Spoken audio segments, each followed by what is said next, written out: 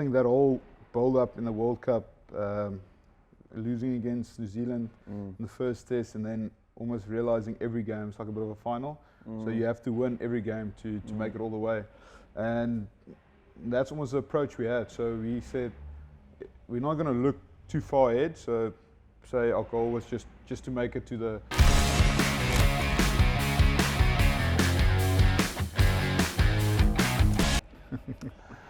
What's up, everyone? Welcome back to Storytime. Thank you for coming back in for another episode. We're here with someone very, very special to me, to all of you, to the entire country, and probably to the world.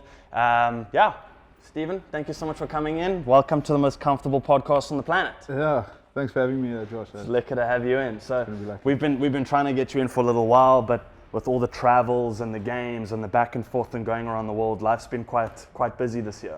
No, it has been. Straight off the URC final, going into a almost international season and just playing back-to-back weekends. So, I think this year has been pretty busy. It's probably been one of the more busier years since COVID, and it's just good to be home for a little while before we start grafting again. Yeah, it's been. I feel like the attitude or like the enthusiasm towards rugby, obviously since the World Cup. Congratulations on winning the World Cup. That was a huge deal. Since that, it's been so busy. It's such a strong point and such a focus for South Africa being rugby. Rugby stands as something we're very proud of, and it stands as something, no matter what's going on countrywide, if rugby's happening on the Saturday, everyone's fucking speel rugby, then like that's what's happening and everyone zones in on that. Looking at the URC, the World Cup, traveling to Europe and playing here, and you guys just got back from Argentina for that whole tournament as well. It's quite a quick turnover going from URC, because now it's started back up again, and you guys just won the previous URC like 2 months ago. Is it usually such a close schedule you guys are running on? Because as it looks right now, you've had no time off. Yeah, I think with the Stormers or all the South African teams joining the Northern Hemisphere, almost say schedule or circuit, the timing hasn't been great. Like previously with like Super Rugby, from February till I think August you play only club rugby, and then from there you play international. So you get that whole of December, January break, which was nice. But now it's almost straight through the year. So I think for us as players who represent the country, we're trying to work on our holidays through the coaching, and we ask them for breaks. But otherwise, players just go straight through. I think some guys have been playing non-stop rugby for the last, say, year and a half, which is quite impressive. But it also takes a massive toll on the bodies. I was going to ask, injury-wise, is there certain procedures and things that you guys have to put in place to kind of maintain such a high physical standard through not having a break? I mean, like you're looking at jet lag, the travel, the diet. How do you manage a diet when you're on an airplane every 7 days for 14 hours? Yeah, I think that's something I must say that's like super professional from the Springbok's outfit. They make sure our diet is well looked after, the way we recover, the way we do nutrition, the way our week are planned. So I think they put a lot of emphasis on player welfare, which is absolutely amazing. You don't always see it in the club level, but the amount of effort and time that goes into making sure every player is fit and ready and mentally in the right state when it comes to perform on a Saturday is probably the number one priority. So the amount of effort and stuff that goes into it is just awesome. So it's something the Springboks always want to take back to the unions and just say, listen, if we can get managed a bit more, you're going to get so much more out of us, because we are just, to be honest, rugby players, and we represent a certain team. So the most you can get out of us, if you can look after us, give us the necessary rest, the necessary training, and look after us, we'll perform for much longer. I'm trying to think in terms of training and then on field, to you saying having longevity in your game. There's what, an 8 to 10 year span of playtime, like averagely, right? With South African rugby being what it is, which is super physical, very hard contact. I mean, we known worldwide as being a very difficult team to play against because of our physicality. Yeah. Is that physicality that's in place? Do you guys go into a season, like for the World Cup, there was Chasing the Sun, and there was a lot of behind the scenes with Rassie, where he's kind of, hyping the boys up, being like, basically just go out and fuck them up, basically. Is that a set in stone game plan? Is that how South Africa approach going into the World Cup? We're coming and we're playing fucking hard rugby. Yeah, I think like the main thing probably, like when you watch the Stormers, you see a bit more like flair and guys throwing the ball around. But that takes time. That takes a whole season of guys getting to know each other, understanding exactly what the guy next to you are doing. But when you get thrown in with the Springboks, it happens in such a short time. It's like you get a week and then you're together. Like and then like what Rassie and Jock and all the management and coaching staff at the Springbok realizes, these players, they all got size, speed, that robustness, and they bring, and we all can bring that every week into the party. So I think that's where that physical game plan came from. Is say we play against like a team like England, who would maybe go away after 20 minutes of physicality, but they'll always be there tactically, so we can't outplay them, but we can bash them up. But you can physically dominate, we can make them tired and get points like that. Yeah, I love when you guys play England and then win. It's the best feeling in the world. The English and the Aussies, Australia's the worst. I hate losing to them. So we interrupt this episode to thank our partners, FetSack. FetSack wake up every morning with one goal: to make the world a more comfortable place. Our ultimate goal is to make one-of-a-kind, quality, practical furniture that brings a little extra comfort and ease into your life. So if you're tired of sitting on a shitty couch that's rock hard and you just can't get oozy and comfortable into, come to FetSack, use the discount code below and make your purchase. Thank you, FetSack. Now back to the episode. You asked me like what I bench, and I was like, hey, bro, you're never gonna believe this, bro. This is my max. And yours was just ridiculously more weight.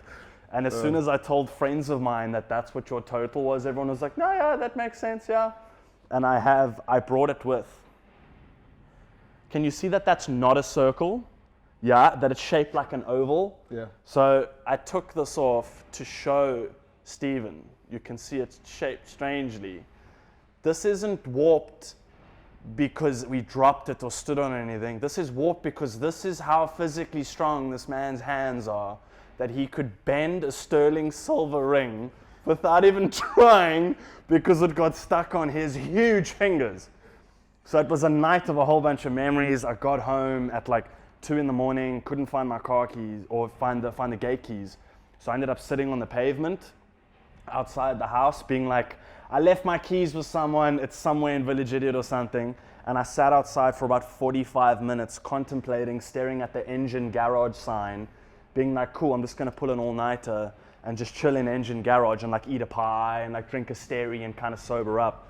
And I found the keys an hour later and had to go and TC and put myself to bed and spend Saturday and Sunday bedridden. And you guys woke up the next morning and you were back at breakfast, cocktails, the whole thing. So clearly I don't have the experience on or off pitch.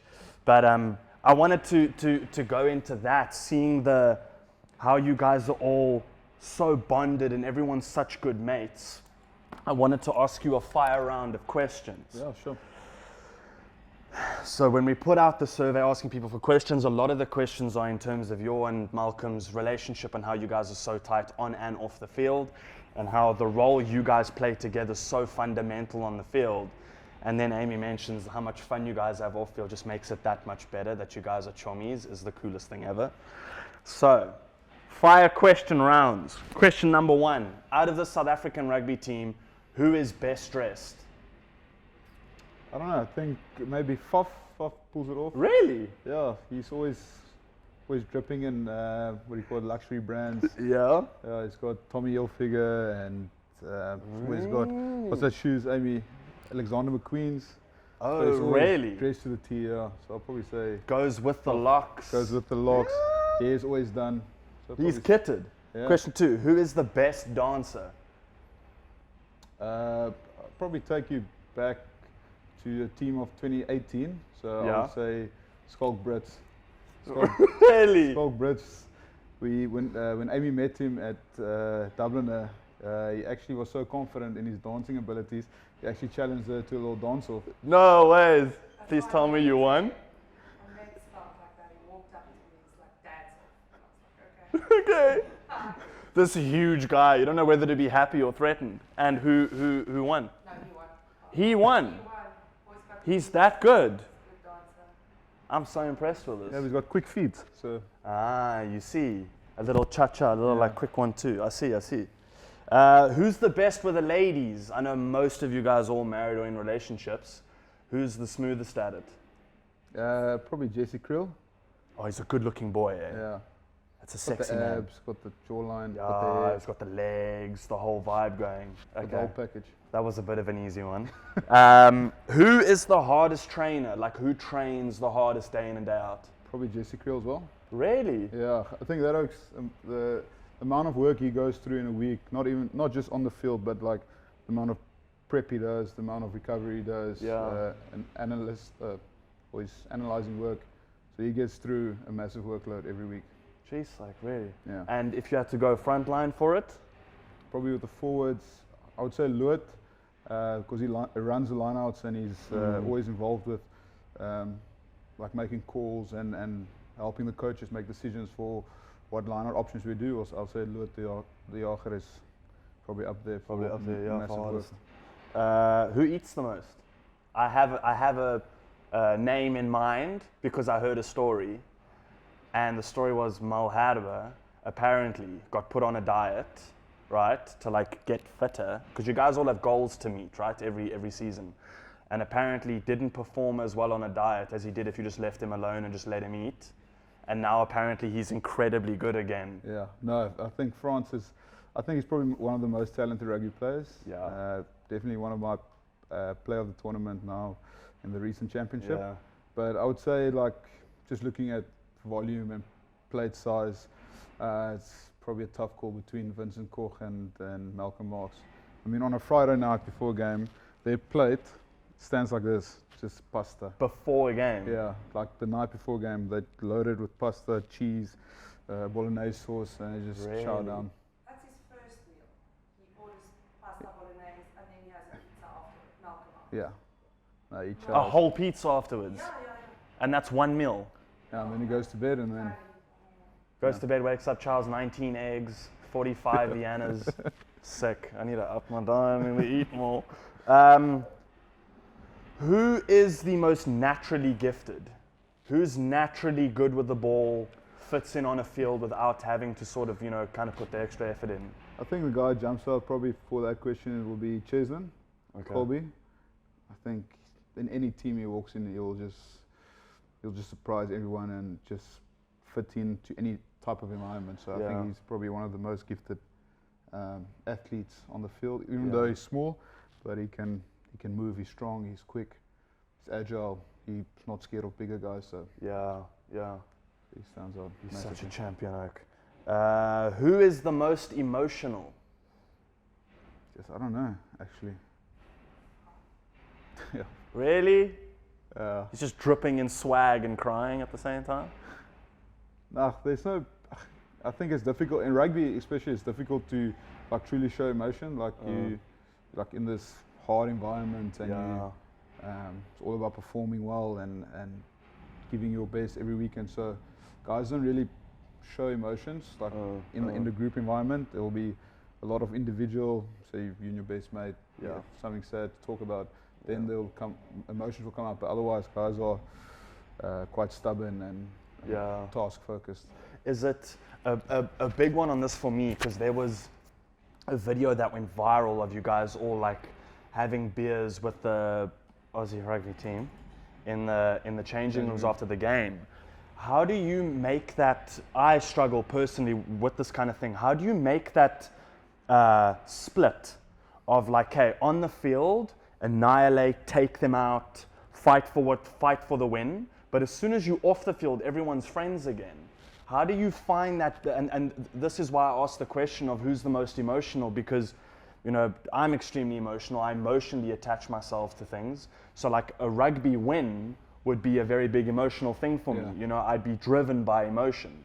And I know on a rugby field, because it's such a a manly, high intense, testosterone-filled space that, yeah, I'm sure emotions and tempers do flare, as well as a bit of bants with each other on the field, you know? How do you make that split between the two? Yeah, I think as soon as you like play that rugby game and you in between the four lines, then it's outright war. Like you're testing yourself against the best of that country. Yeah.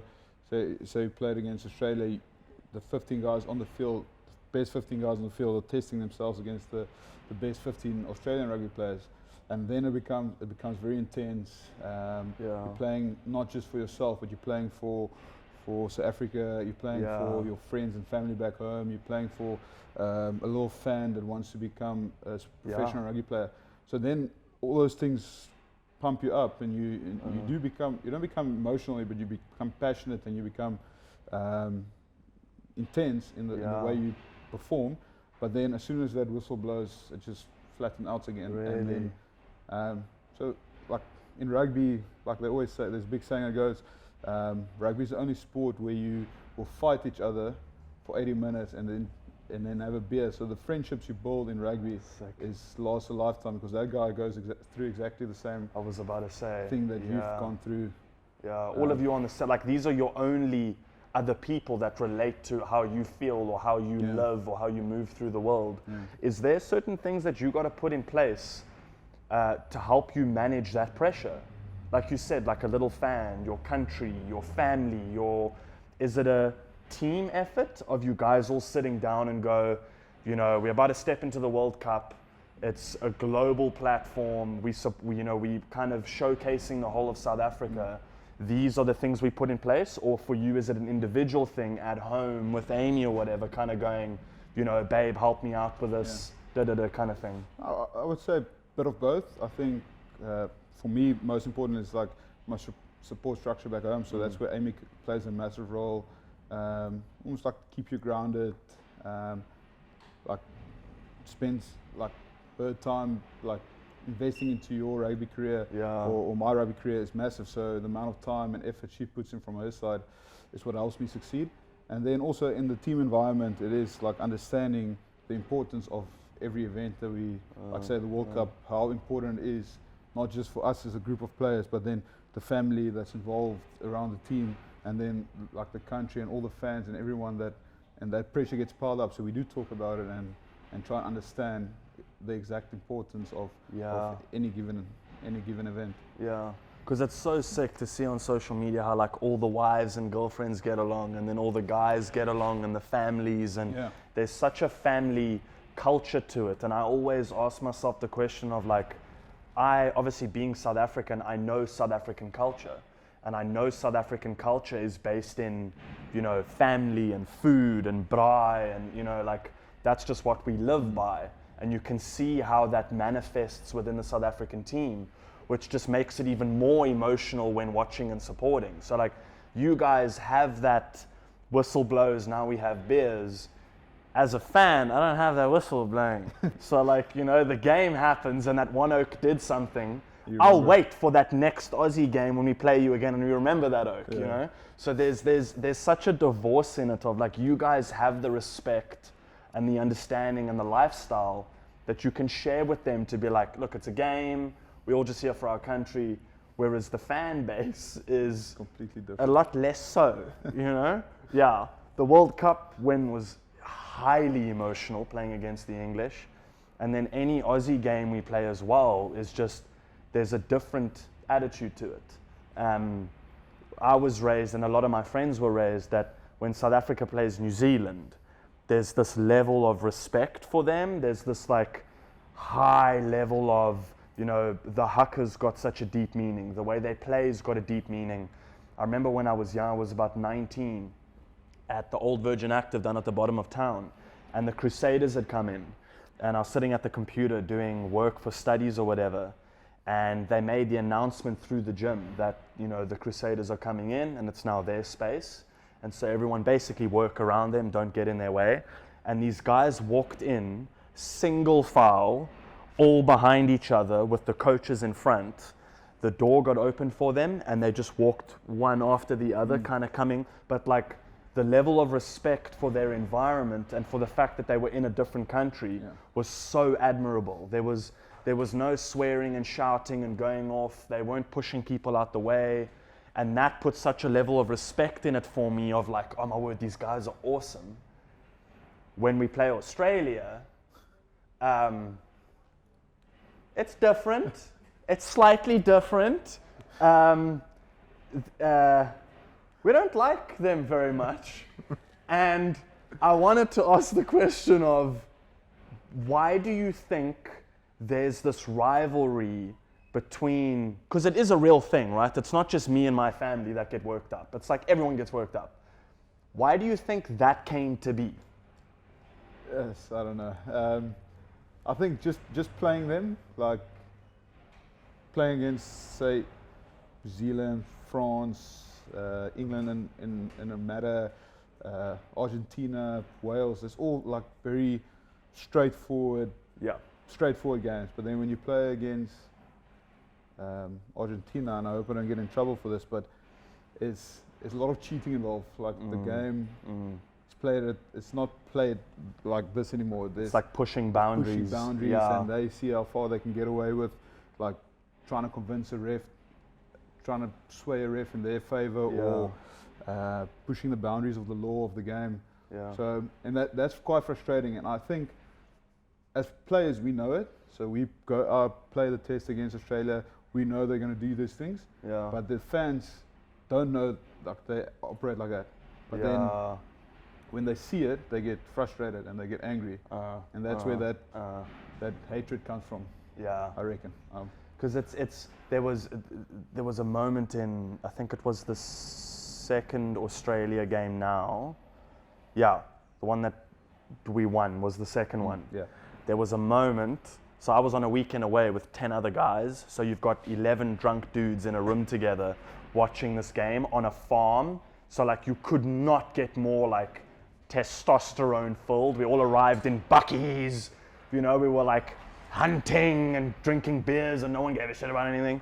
And you put 11 of us in a room and we're playing Australia. And when I say the room was vibrating because of the energy that there is to that kind of game. And there was a moment where Nick White pushed over Sia Khaleesi. I've never seen 11 men get more upset in my life. The second he laid a hand on Sia, the entire room jumped and everyone was like, kill him!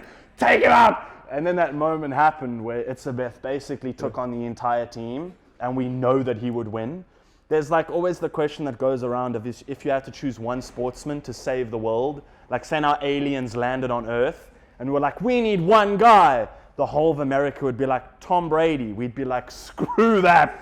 Just throw Itzebeth in, he'll save the day, everything will be perfectly fine.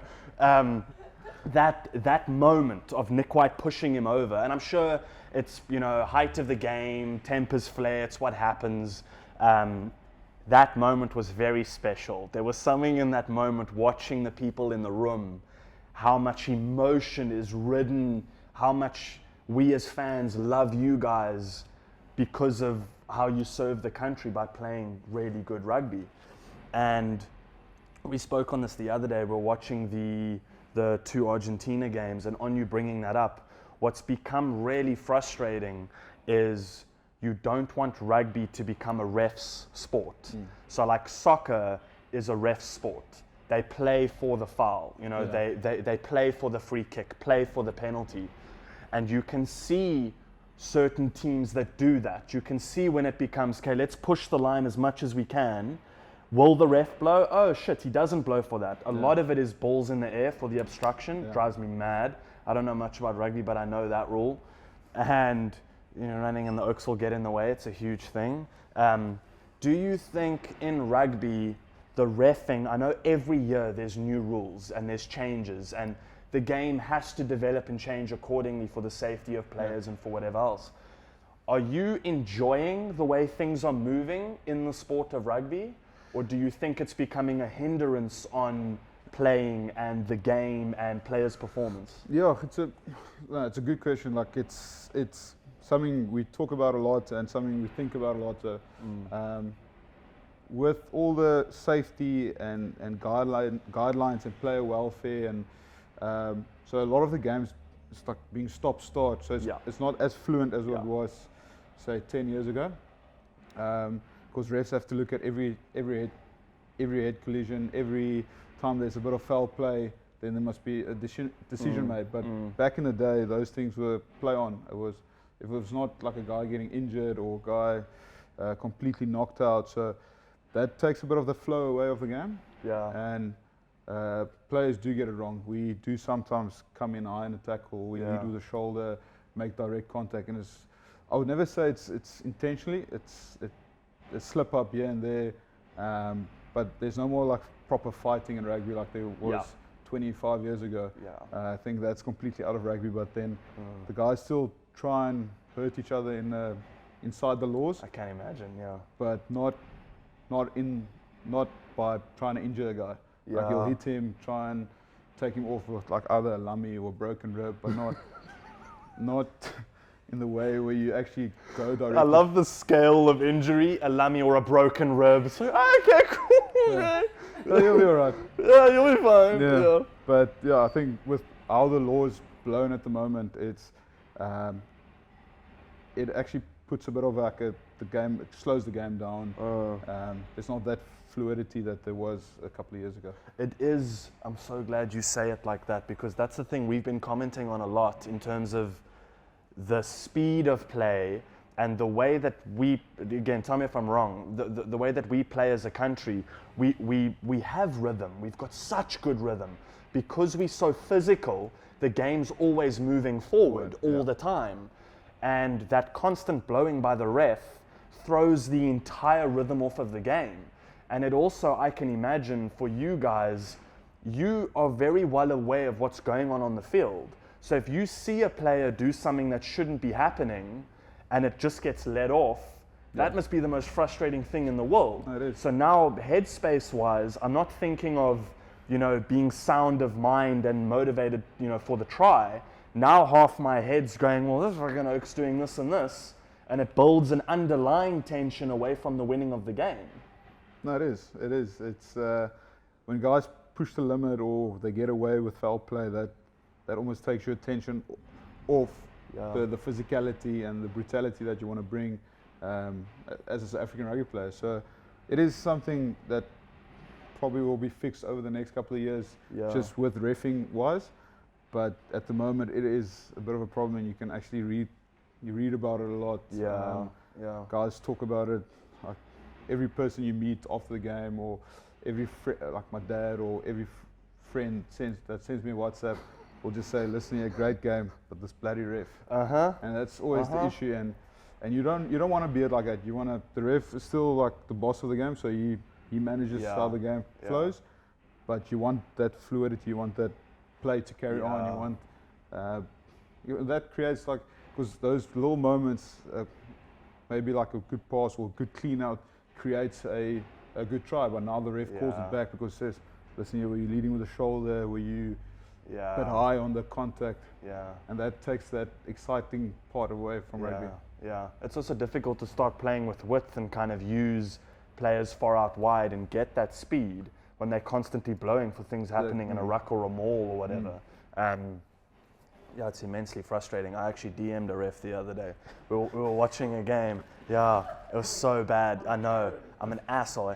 We were watching a game, and I'm going to remember his name.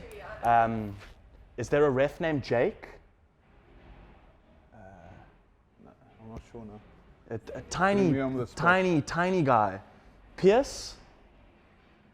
There is a Pierce, yeah. Is there?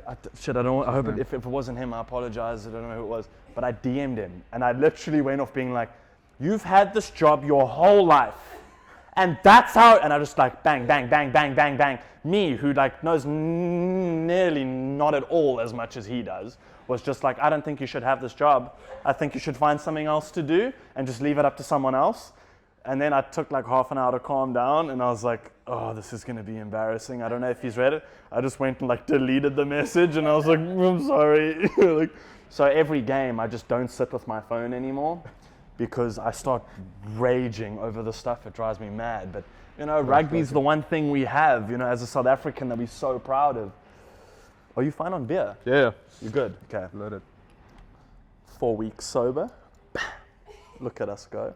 I have to ask, because Aimee brought it up as well, your friendship between yourself and Malcolm Marx. I said to you guys earlier, my entire family have a crush on him. Everyone thinks that he is the most badass, scary man on the planet. There's like random shots that they get during a game where it's like a close-up of his face. Yeah. And you can see he's just like, doesn't give a shit about anything other than rugby right now. He just wants to fucking kill someone. And it's the most satisfying thing because you know he's huge and strong and you know he can do it. How did that all happen? When did you guys start playing together? How did this friendship come to be? Because you can see it on the field very clearly. Yeah, just on that point quickly before I carry on my story, he's probably the meanest guy on the field, but the sweetest guy off the field. Really? Like he gets along with everyone. It's just so genuine and kind and cares about everyone. So his ability to switch from rage to gentle giant is quite amazing. So he's just got this split personality when it comes to rugby. But anyway, so I actually met Malcolm, when was it, 2014? Yeah, so he just made his debut for the Lions. Okay. And so they were playing in Cape Town, Currie Cup game. I met up with Fuff and them for drinks after the game. So we're at this shisha bar just here up in Long Street. And Malcolm came there. He was still a light. I think he was 19 years old or something. Just made his debut for the Lions. Super excited. So he sees me and he goes, "Kitsy, can I quickly ask you a couple of questions?" I was like, "Yeah, sure." I'm not sure who this light is. Yeah. I've never seen him before. He's like, "Kitsy, how did it feel when you made your debut for the Stormers? How did it feel when you made your Super Rugby debut? What did you do the first time they called you into touring squad?" So he asked me all these questions, probably like we spoke about for an hour and a half. Aimee and Fuff and them all just went carry on partying. Really? Nobody could get a word. No ways. Yeah. Was interviewing. So we're sitting there for What a legend. 2 hours and just talking and having a couple of beers. And then the next time I saw him was when he made when he got called up to the Springboks. Yes. And that's probably where our friendship like truly started. Okay. Like we were into similar things like chowing burgers, ribs, pizzas. Chowing burgers, ribs. Having beers, playing golf together. Yeah. So he's been my golf partner for the last 5 years with the Springboks. No ways. So our friendship just became roommates just after the World Cup, and he's just an incredible person. To be honest. He seems dope. Like you said, he seems scary, but at the same time, you can like if you look at all the like behind the scene photos and stuff, he's always one of the guys with the biggest smile on his face, which is such a cool thing to see. Is that Better wife than me. Like he wakes Stephen up with coffee. Stephen sleeps. really? Up his meetings. That's the best. You're like, yeah, remember I answered all those questions for an hour and a half? Yeah, expect coffee every morning. That's the way to do it. Yeah. He's become famous, obviously, just as an outstanding player, and also for his sleeve. Yeah. He's got the dopest tattoo sleeve. Every time. Oh, is his back covered as well? Yeah. What a gangster. You don't have any, eh? Don't see it coming anytime soon. Just bomb squad Hey. And the World Cup. and the World Cup. Oh yeah, you had to do that. Yeah. On the World Cup, looking into that because it was, oh my word, one of the most amazing weekends of my life when you guys won that weekend. It was so emotional. The amount of people crying and like shouting and screaming was like, I get goosebumps talking about it. The final of the World Cup, how would you, I guess it's kind of a silly question because how do you put this into words, but that feeling of running out onto the field on such a global stage to play the finals, and you're literally a few tries away from being the World Cup winners, that feeling must have been the most incredible thing, running out. What is the talk like in the changing room before that run onto the field? Is it a, well done boys, we all here, we've done it, let's, go take this on? Or was it Rassie giving the talk of like, I can't do Afrikaans too well, fokkele op? Is that the correct way to say it? Yes, I'm killing Afrikaans nowadays. No, it was a bit of both actually. It was like, I think that whole build up in the World Cup, losing against New Zealand in the first test, and then almost realizing every game is like a bit of a final. So you have to win every game to make it all the way. And that's almost the approach we had. So we said, we're not going to look too far ahead. So say our goal was just to make it to the quarterfinals. So we had to win all our pool stages, and we knew Italy was still coming, and they could be a bit of a bogey team. Yeah. So we understood like the job we had. And then when it came to Japan, we weren't sure we were going to play in the semi. So played Japan in the quarterfinals. It was quite a convincing win. And then we got Wales, and then Wales was, yes, it was tough. It was probably for me the toughest game of the World Cup. It was physically exhausting. Like tactically, both teams play exactly the same. So it's the kicking game with the defensive pressure, with scoring tries off like knock-ons or opportunities around high ball that get lost, and we played the exact same brand. So it was very like one of the most physical games I've played probably in my life. And then when we got to the final, it was almost just like we got 2-day turnaround, so we got 2 days to prep, and it was all just like, let's see, just sharpen up here. We know England, we know how to play England. We played them 6 times in the last 2 years. So then it was just like, okay, just get these things in place, and we'll go all the way. Yeah. And then jogging out, or like that pre-game chat was, yeah. So Aimee reminds me. Yeah. So we're gonna win the World Cup today. Really? I get goosebumps. This is so cool. We wake up and I ask him what's his schedule like for the day. Yeah. He usually goes when I'm like, what are you doing today? He goes, we've got breakfast, we've got meetings, we've got it. I'm asking the same question I did before every game. How was the schedule? He just woke up and went, we're winning the World Cup today. That's so badass. That's so badass. They were so calm. Really? They were all just so calm, so happy, so confident. Nobody was stressing. It was the weirdest. Wow. Yeah. And that's. All the girls are standing there checking out what's going on. Why is no one nervous? Yeah. We're all crying and nervous. They're crying already. Haven't even played yet. That's amazing. No, but making jokes and like it's.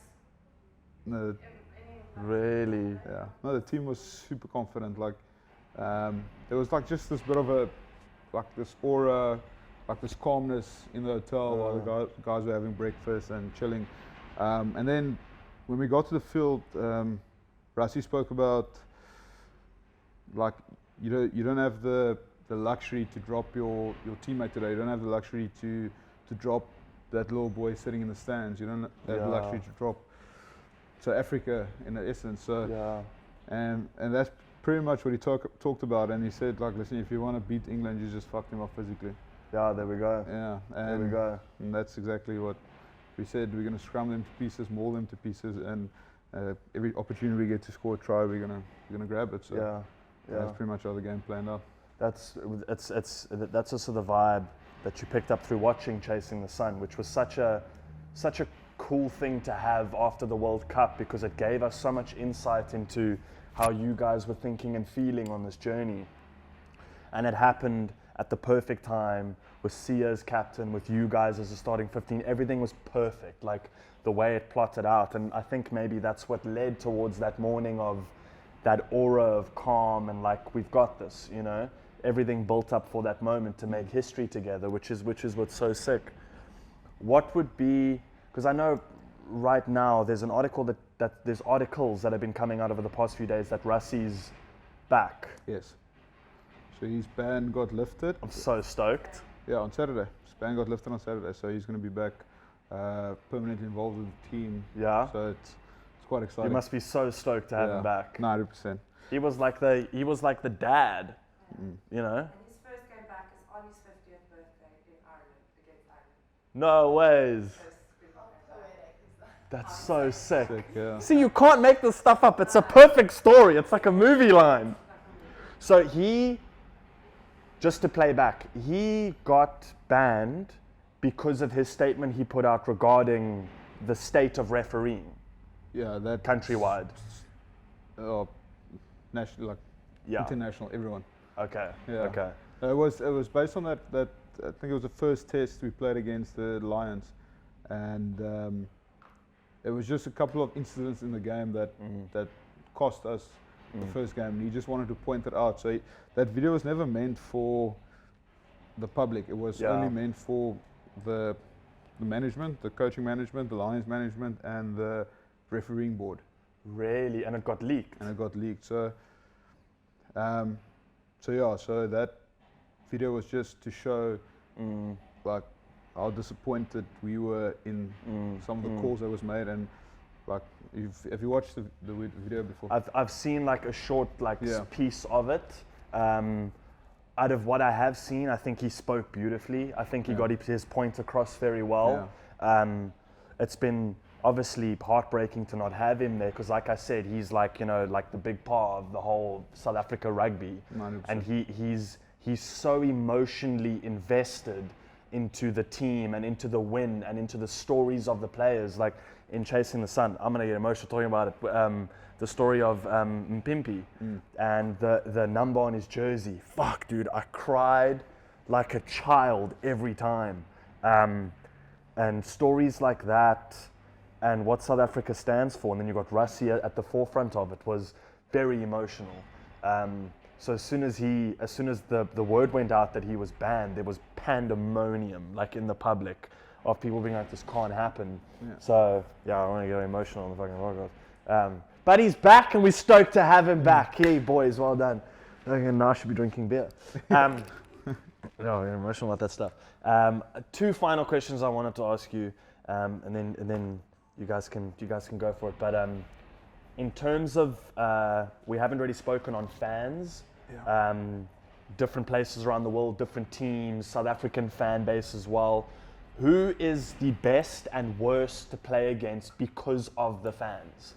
Yeah, so probably just speaking generally from South African point of view, just playing in South Africa this last couple of weeks or so, the amount of passion and energy and excitement you could feel in the stadiums since the crowds have been back like to 100% capacity was just exceptional. I think it was the first time, correct me if I'm wrong, but the first time I think in 10 years or 12 years that Kings Park was 100% sold out. Really? There was never like the fans came, but there was like 30,000 people at a test match. Yeah. I think it was 48,000, 50,000 now previous weekend when we played. Jeez, So it was just amazing. And then probably the worst, most hostile environment is probably Argentina.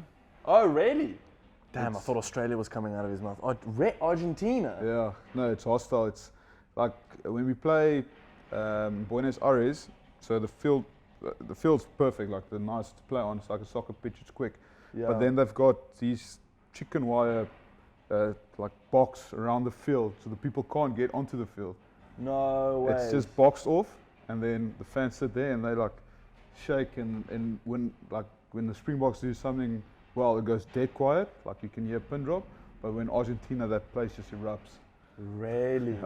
Can you hear booing or like comments being thrown, like obviously in mass? You're not going to hear one dickhead saying something. No, you don't hear, but you hear the buzzing, like with Malcolm's final try in that first test match against them.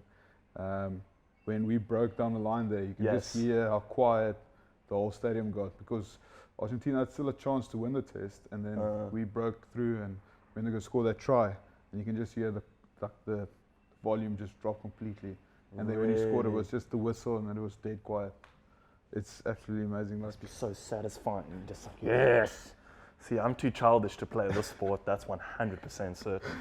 But then I think probably like when we play either New Zealand or Australia, like inside the stadium is actually fine. Like there's a lot of South Africans, so there's always like a bit of a buzz. But then post game, like when you go for drinks or you meet the people like the Australians in the streets, then they're quite like verbal and quite nasty in what they say. Really? So if you lose against Australia, they will definitely, someone will chirp you post game. Not Really? the players, like the fans. Yeah, yeah. So that's the only Yeah. like, almost I mean, like I can understand in a stadium environment, you know, crowd going quiet or loud, when you're not even busy playing and you're just like out with Aimee chilling, having a lunch, and someone walks past and chirps. That's irritating. Yeah, it is. Can you imagine? You could just want snuff club. Yo, I'd pay to see that. And then final question. Yeah. You've won the URC. You've won a World Cup. You guys are, not even arguably, are the best rugby team in the world. Is there something on your list of achievement that you still haven't ticked off yet? Is there something you'd like to do? I think probably for me, like the biggest achievement will be double World Cup. Okay. Because I think there's not a lot of players who's achieved it, and especially with this group of players and management and depth of talent we have in South Africa at the moment, I think it's 100% achievable. So I think that's probably the main focus for us as a group of players, and I think all the wives are included in this, but it's just prepping and making sure that we 100% correct and firing this time next year. So Yeah. let's try So and go this all the- time next year is when you start prep for the next World Cup, eh? Yeah, so we'll probably play already this time next year. Yeah, we'll be busy playing. We'll be close to the final. Yeah, so Really? so we'll start our prep work probably in March, Okay. and then play a bit more Stormers rugby, and then international season comes up. Straight into that. I'm super stoked for it. Yeah. And the next World Cup is in France. No, it's good. Good. Okay, just checking. Yeah. Just checking that we like them too. Stephen, thank you so much for Thank coming, you. and I No, appreciate pleasure. your time. And I have to thank you guys as well for being so welcoming the night at the URC. You guys were so friendly. Yeah, 100%. It's important that the public and that people know that as well. You know, that you guys are so welcoming, so friendly. Getting to meet everyone, my voice is cracking. Getting to meet everyone is very special. I don't want to get emotional about it. It's important to me. It's important to everyone else. So thank you for being not just a great rugby player, but also just being a great guy that my friends and my family and everyone look at and go, that fucking represents our country. So thank you for what you guys do. To all the women in the back as well that actually carry the team, thank you for what you ladies do as well. It's very cool. It's very special. Shot, thanks for Awesome. coming on, Yeah. bro. It's sick to have you here. That was sick. Thanks. Stoked, man. Thank you. Yes, you answer the questions well, dude. Cheers. Cheers. Damn, if you're tired of wearing like really crappy, make your fingers go green jewelry, head over to Clocks and Colors for something unique and special. Clocks and Colors are based out of Toronto, Canada. They specialize in detailed, handmade 925 sterling silver accessories. They also offer other products like handmade leather hats and homeware goods. Go to the link below to claim your discount with Clocks and Colors. If you're looking for some high-end quality tees, some quality clothing, use code Storytime below to claim yours with Saints and Sinners. We want to thank Saints and Sinners for this one. Great apparel. Kitted us out. Go get yourself kitted out too. Kill for a beer. Can I? No. One quiet one. Fuck, I want to break sober October. It's only the 4th. I'm Aimee. Do I break it? Do I break it? Dude, my mates are going to be so angry at me if I break it now. So then, Huh? tell him I influenced you. It's just like getting close. Don't do it.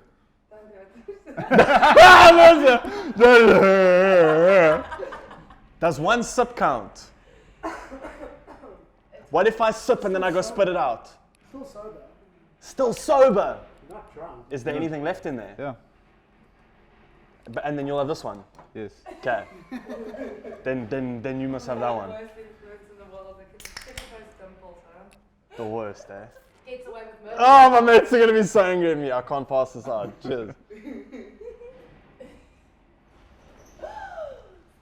Swallow. Scandalous. Swallow. So good.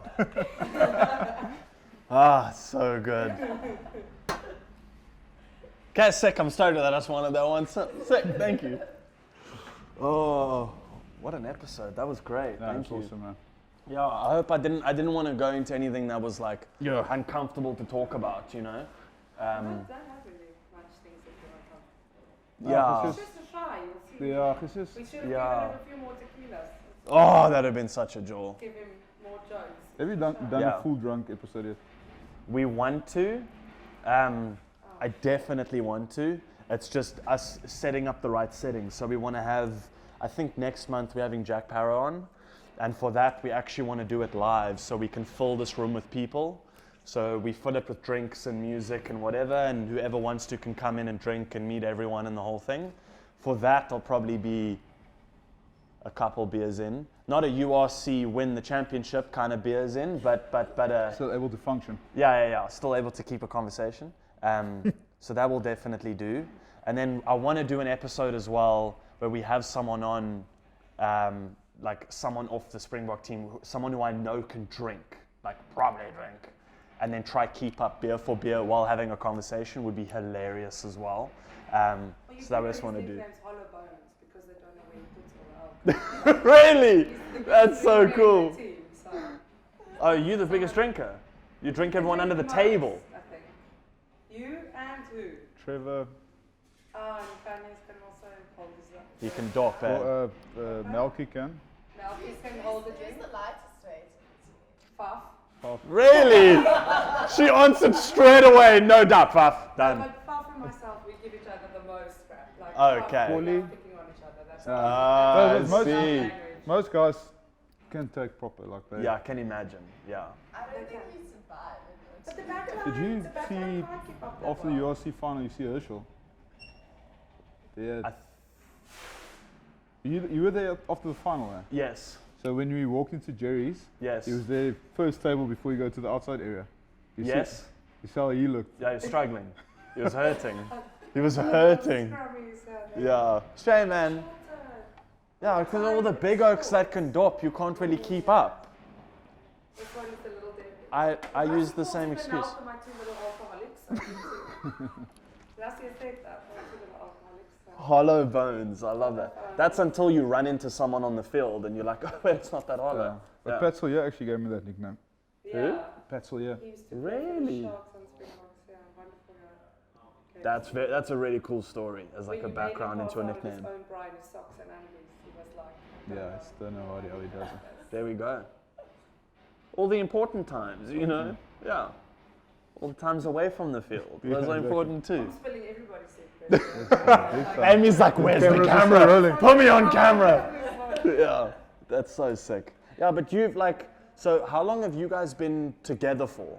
11 years? 11 years? Oh, so like your whole career?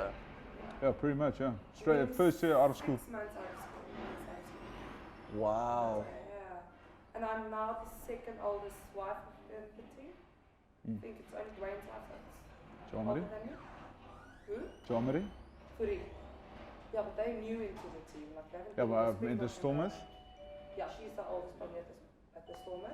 Oh, They've been in so France is for she 7 years. is she like mommy of the team? No, not at all. They were haven't gone. been at They the were team gone for 7 years. They were gone in France for 7 years. Oh, really? Yeah. Yeah, Dion Furi. And then they came back. He was the Before they came back, she was the oldest. Really? Yeah. Hey, mommy of the team. En dan Brock Ja. en Elaine en Jamari toe teruggekom. Toe jy daarom weer derde plek gevat. And just shift down a little bit. I'm just one of the oldest of the, but I'm the second oldest of the Springboks. After Isel from Yelan.